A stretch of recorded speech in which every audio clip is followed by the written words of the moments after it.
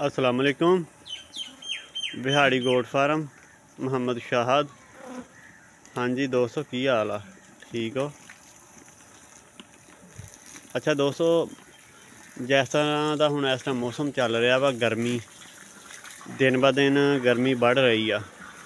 ते काफ़ी दोस्त पहले पुछदे सी कि शाहद भाई तुसी बकरियां नूं वंडा तुसी किहड़ा इस्तेमाल करवांदे हो।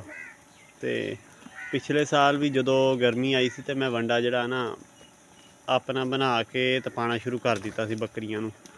ਇਹ ਤੁਸੀਂ देख रहे हो, ਇਹ माशाल्लाह बकरियां ना खा रहीਆਂ ਹੈਗੀਆਂ ਵਾ। ਤੇ ਇਹ 40 किलो वंडा ਇਹ तकरीबन कोई 4500 रुपए ਦੇ ਵਿੱਚ ਤਿਆਰ ਹੋਇਆ ਵਾ। ਤੇ ਇਹ ਮੈਂ ਹੁਣ ਬਣਾ ਕੇ ਮੈਂ ਪਾ ਰਿਹਾ ਵਾਂ। ਤੇ ਇਹਦਾ ਫਾਰਮੂਲਾ ਜਿਹੜਾ ਹੈ ਨਾ, ਉਹ ਵੀ ਮੈਂ ਇਨਸ਼ਾਅੱਲਾ ਦੋਸਤਾਂ ਨਾਲ ਨਾ ਮੈਂ ਸ਼ੇਅਰ ਕਰਾਂਗਾ। तकरीबन कोई है ना हफ्ता ठहर के मैं शेयर करांगा। मैनू अज तकरीबन कोई हफ्ता हो गया वा वंडा पांदे नूं। ते फिलहाल माशाल्लाह ना मैनू ठीक लग रहा वा, क्योंकि मैं उन्नी देर तक नहीं मैं दोस्तों ने इसदा फार्मूला शेयर कर सकता जिन्नी देर तक मैं ये तो मुतमईन नहीं हो जाना। क्योंकि मैं जिस तरह के पहले दोस्तों ने दस्या है वा कि मैं बकरियां को दूध लै रहा वा, बकरियां का ना दूध की चवाई करी दी आ ते दूध सेल करी दा वा। ते फिलहाल तो जो अज तो कोई 4-5 दिन पहले बकरियां दूध कम कर गई सी, हुण आस्ता आस्ता फिर बेहतर करी जा रही वा। तो गर्मी के लिहाज नाल मैं वंडा तैयार किया वा। इनू तुसीं वंडा भी कह सकते हो तो दाना भी कह सकते हो। यह दो नाम आ, तो तुसीं इनू कह सकते हो दाना या वंडा। तो माशाल्लाह फिलहाल एक तो मैं इहदा ना जो देखिया हैगा वा खा के ते जानवर जिहड़ा ना गर्मी नहीं महसूस कर रहे है, खासकर बकरियां जड़ियां है वा। सिर्फ मैं बकरियां वास्ते ही बनाया होया वा ये।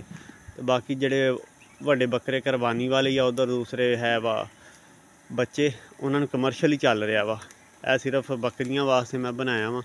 फिलहाल तो अलहमदुलिल्लाह ठीक मैनू लग रहा वा। मैं कहना मजीद हजे जिहड़ा ना कोई एक हफ्ता जिहड़ा वा होर देख लवां कि फिर चलो बंदा दोस्तां नाल इहदा फार्मूला भी चलो अगर जो शेयर करदा वा तो चलो दोस्तां दा फ़ायदा हो सके।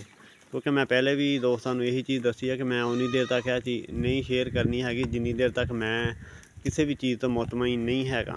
क्योंकि एवं जल्दी विच मैं भी अपनी वीडियो पूरी करन वास्ते या वीडियो बनाने वास्ते मैं भी दोस्तां नाल इहदा फार्मूला शेयर कर देवां तो दोस्तां दा फ़ायदा भी ना हो सके तो मेरा ख्याल वो काम करन दा फ़ायदा नहीं हैगा।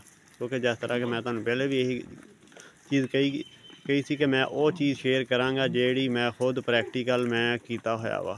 ठीक आ, या कर चुकिया वा।